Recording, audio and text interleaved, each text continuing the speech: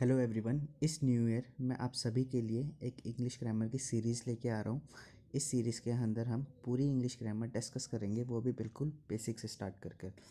ये जो सीरीज़ है हर एक स्टूडेंट के लिए यूज़फुल होने वाली है, फिर वो चाहे स्कूल स्टूडेंट हो, कॉलेज स्टूडेंट हो या फिर किसी कॉम्पिटिटिव एग्ज़ाम का स्टूडेंट हो। जैसा कि हम सभी को पता है कि कोई भी एग्ज़ाम हो, जैसे बैंकिंग हो गया, एसएससी हो गया, सीडीएस हो गया, या इनके अलावा कोई और स्टेट एग्ज़ाम हो गया, या और भी किसी और तरह का एग्ज़ाम हो गया, हर एग्ज़ाम में आज के टाइम पे इंग्लिश जो है काफ़ी इंपॉर्टेंट रोल प्ले करती है। तो इस सीरीज़ के थ्रू हम इंग्लिश ग्रामर को बिल्कुल बेसिक से समझने की कोशिश करेंगे। तो चलिए मैं आपको बताता हूँ कि मैं आपको कहाँ से पढ़ाने वाला हूँ।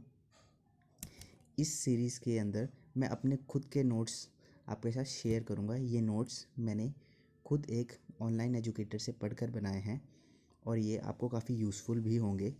इन नोट्स के थ्रू हम अपनी पूरी इंग्लिश ग्रामर को कवर करेंगे। तो चलिए मैं आपको बताता हूँ, एक बार आपको ब्रीफ दे देता हूँ कि हम इस सीरीज़ में मैंने कैसे नोट्स बनाए हैं और ये आपके कैसे यूज़फुल हो सकते हैं। तो एक बार चलो देखते हैं। तो इन नोट्स को मैंने ऐसे शुरू किया। हम बिल्कुल बेसिक से शुरू करेंगे। इंग्लिश को लेंगे कि सबसे पहले इंग्लिश के 3 पार्ट्स में डिवाइड करा हुआ है। ग्रामर हो गया, कॉम्प्रीहेंशन हो गया, इसके बाद वोकेबलरी हो गया। बट इस सीरीज़ के अंदर बेसिकली हम जो हैं सिर्फ अपने ग्रामर पोर्शन पे ही फोकस करेंगे। इसके अंदर हम ये मेरे बेसिक से बने हुए नोट्स हैं, इसके अंदर बिल्कुल बेसिक से शुरू करेंगे। जैसे कि इंग्लिश क्या है, एक लैंग्वेज है। इसके अंदर कितने अल्फ़ाबेट्स हैं? 26 अल्फ़ाबेट्स हैं, जिसमें कुछ वॉवल हैं, कुछ कॉन्सोनेंट्स हैं। इस तरह से हम बिल्कुल बेसिक से शुरू करेंगे। इसके बाद हम आ जाते हैं अपने पार्ट्स ऑफ स्पीच पे। तो इसके बाद हम पूरे पार्ट्स ऑफ स्पीच कंप्लीट करेंगे। हमें पता है अलग अलग तरह के पार्ट्स ऑफ स्पीच होते हैं। नाउन हो गया, प्रोनाउन हो गया, एडजेक्टिव हो गया, वर्ब हो गया, और बाकी जो रिमेनिंग है सभी पार्ट्स ऑफ स्पीच को हम कवर करने वाले हैं इस अपनी सीरीज़ लेक्चर के अंदर। इसके बाद अगर हम देखें तो इसमें मैंने इस हर एक तरह के पूरे अच्छी तरह से नोट्स बना रखे हैं। जैसे इसके बाद हमने फ्रेज़ की डेफिनेशन दे रखी है। फ्रेज़ क्या होता है? ग्रुप ऑफ वर्ड्स होता है जिसका कोई कंप्लीट मीनिंग नहीं निकल के आता है, यानी इनकम्प्लीट मीनिंग वाला जो एक ग्रुप ऑफ वर्ड्स होता है उसको फ्रेज़ कहते हैं। तो यानी मैंने बिल्कुल डिटेल में अच्छी तरीके से और ईजी साफ़ सुथरे नोट बनाए हुए हैं जो हर एक स्टूडेंट के लिए काफ़ी यूज़फुल रहने वाले हैं। ठीक है, तो इसके बाद अगर हम देखें फिर ये टाइप्स ऑफ सेंटेंस हैं। सेंटेंस कितनी तरह के होते हैं? अफर्मेटिव होता है, नेगेटिव होता है, इंटेरोगेटिव सेंटेंस होता है, इम्पेरेटिव होता है। ऐसे ही काफ़ी तरह के सेंटेंसेस होते हैं। हम सभी को डिस्कस करेंगे जैसे जैसे हमारे चैप्टर्स होते रहेंगे। ठीक है, इसके बाद जो हम सबसे पहले अपनी इस सीरीज़ को शुरू करने वाले हैं, हम टेंसेस से करने वाले हैं। बेसिकली हमने इस इंग्लिश सीरीज़ को 2 पार्ट्स में डिवाइड कर रखा है। एक हमने कर रखा है पार्ट्स ऑफ स्पीच, दूसरा हमने कर रखा है टेंस से लेके नरेशन वाले पार्ट तक।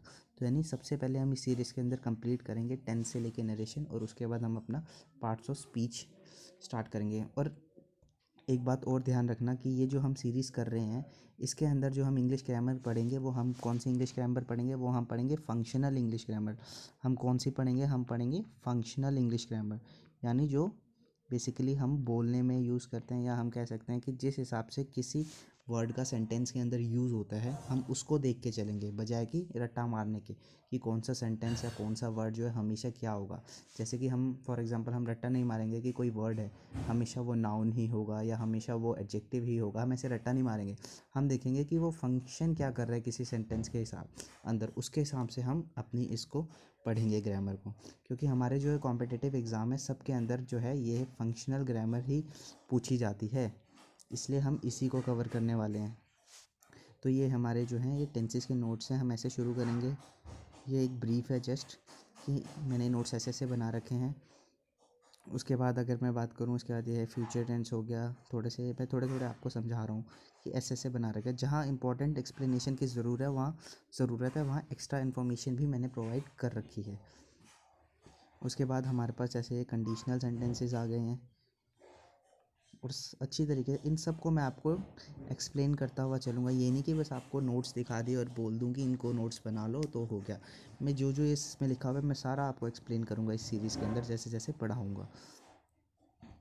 इसके बाद जैसे हमारे पास ये आगे आगे चल के आ गया कंडीशनल के अंदर ही एक हमारे पास दूसरा पार्ट आता है इमेजिनेशन और हाइपोथेटिकल, जिसमें हम वर्ब का यूज़ करते हैं। ये सुना तो सबने होगा, रट्टा भी सबने मारा होगा, बट ये वर्ब क्यों आता है इसका भी मैं आपको रीज़न एक्सप्लेन करूँगा जब हम इस टॉपिक पर पहुँचेंगे। इसके बाद हमारा जो उसके बाद जब हमारे पास टेंस एक्टिव पैसिव नरेशन वाला पार्ट कंप्लीट हो जाएगा उसके बाद हमारा पार्ट्स ऑफ स्पीच जो है वो स्टार्ट होएगा। और बेसिकली इसमें भी हम कौन सी ग्रामर पढ़ेंगे? फंक्शनल ग्रामर पढ़ेंगे। ये थोड़ा फ़ोटो में ऊपर कट गया है, ये फंक्शनल ग्रामर ही लिखा हुआ है, तो हम नाउन पढ़ेंगे। जैसे इसमें मैंने साफ साफ लिख के भी बता रखा है कि नाउन जो है, मैं आपको थोड़ा बड़ा करके और दिखा देता हूँ।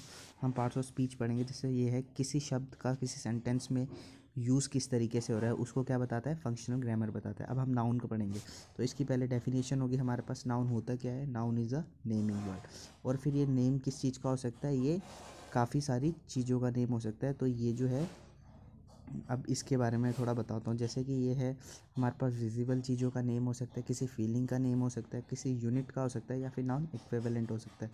तो इस तरीके से हम ये सब समझते हुए चलेंगे। और किसी सेंटेंस के हम अंदर हम आइडेंटिफाई कैसे करेंगे कि वो नाउन है या नहीं। तो नाउन को पहचानने के 3 होते हैं। अगर किसी का आंसर व्हाट से मिल रहा है, हु से मिल रहा है, हुम से मिल रहा है, तो वो जो वर्ड होएगा वो हमारे सेंटेंस में नाउन का काम कर रहा होएगा। तो इस हिसाब से मैं आपको पूरा एक्सप्लेन करता हुआ चलूँगा अपनी आने वाली वीडियोस में। तो ये उसके बाद हमारे पास एग्जांपल भी, एक एग्जांपल सपोज मैं आपको समझाता हूँ। जैसे कि करण इनवाइटेड सीमा, अगर हम देखें इसको इंटेरोगेटिव बना के कि क्या बनेगा, ये बनेगा ना, हु इनवाइटेड सीमा। तो हु का आंसर कौन दे रहा है, करण दे रहा है। तो यहाँ पे करण क्या है, नाउन है। सिमिलरली करण इनवाइटेड हुम, हुम का आंसर कौन दे रहा है, सीमा। तो सीमा भी नाउन है इस सेंटेंस के अंदर। तो हम ऐसे समझेंगे। तो बिल्कुल बेसिक से लेके चलेंगे और पूरे कंसेप्ट क्लियर करते हुए चलेंगे। तो ये थोड़ा सा ब्रीफ था हमारी वीडियो का। तो मैं आपको बताता हूँ कि हम ऐसे ऐसे पढ़ने वाले हैं। और जो हमारी क्लासेस है, हमारी क्लासेस कैसे होंगी, हमारी क्लासेस जो हैं वीकली वीकली 3 क्लासेस होंगी। मैं आप वीकली 3 वीडियोस अपलोड करूँगा, यानी हम वीक में 3 दिन ही करेंगे, क्योंकि मुझे अपनी भी प्रैक्टिस करनी होती है। तो इसलिए रोज़ वीडियो बनाना पॉसिबल नहीं है।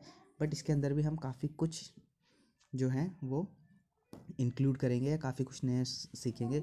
और ये जो क्लासेस है हमारी, ये मिनिमम जो है हमारी मिनिमम 40 मिनट्स की क्लास होने वाली है। यानी 40 मिनट्स का कंटेंट तो मैं आपको प्रोवाइड करूँगा ही करूँगा, अगर जिस दिन भी क्लास होएगी। तो इसलिए मेरे हिसाब से ये काफ़ी अच्छी सीरीज़ होएगी और हम सब के लिए काफ़ी यूज़फुल होएगी। तो चलिए, बहुत जल्द मैं इसको शुरू करने वाला हूँ। मे बी नेक्स्ट वीक से मैं आपके साथ ये जो सीरीज़ है ये शुरू कर दूँगा।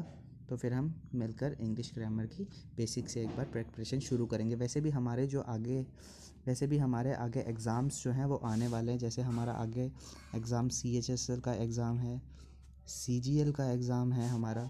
इन सब के अंदर तो वैसे भी इंग्लिश आती है, हमें पता है कि 25 क्वेश्चन जो प्री के अंदर इंग्लिश के आते ही हैं। उसके बाद CGL है, तो उसके अंदर मेंस में भी 100 क्वेश्चंस आते हैं। जिसमें से अगर हम 100 में से मेंस में हमारे 200 क्वेश्चंस आते हैं, जिसमें से हम कह सकते हैं कि 60 से 80 मार्क्स की तो नियर अबाउट आराम से आ ही जाती है इंग्लिश ग्रामर। इसके अंदर टेंसेस, नरेशन वगैरह सब कुछ इंक्लूड करके। तो हम इस सीरीज़ के अंदर इस पूरे एंटायर पार्ट को हम कवर करने वाले हैं इंग्लिश के, और ये काफ़ी यूज़फुल रहने वाली है। तो बस आज की इस वीडियो में इतनी ही इन्फॉर्मेशन देनी थी। Thank you very much and happy new year.